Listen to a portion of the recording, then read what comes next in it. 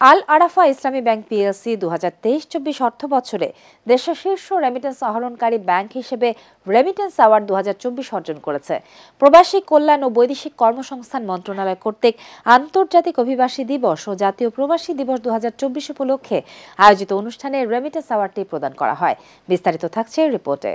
দেশের অন্যতম শীর্ষ রেমিটেন্স আরোহণকারী ব্যাংক হিসেবে আল আরাফা ইসলামী ব্যাংক পিএলসি রেমিটেন্স অ্যাওয়ার্ড 2024 অর্জন করেছে।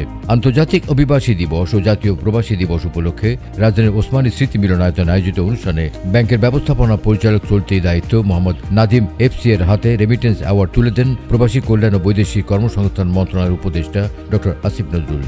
বিশেষ অতিথি হিসেবে উপস্থিত ছিলেন যুব ও ক্রীড়া এবং স্থানীয় সরকার, পল্লী উন্নয়ন ও সমবায় মন্ত্রণালয়ের উপদেষ্টা আসিফ মাহমুদ সজীব ভূঁইয়া। প্রবাসী কল্যাণ সচিব রুহুল আমিনের সভাপতিত্বে এই সময় অনুষ্ঠানে সরকারের বিভিন্ন পর্যায়ের ঊর্ধ্বতন কর্মকর্তাগণ উপস্থিত ছিলেন। প্রবাসী কল্যাণ মন্ত্রণালয়ের উপদেষ্টা অধ্যাপক আসিফ নজরুল বলেন, ছাত্র জনতার অভ্যুত্থানে শেখ হাসিনা সরকারের পতনের পর 4 মাসে রেমিটেন্স 26% বেড়েছে। তিনি বলেন, প্রবাসীরা অন্তর্বর্তী সরকারকে উজাড় করে সমর্থন দিচ্ছেন।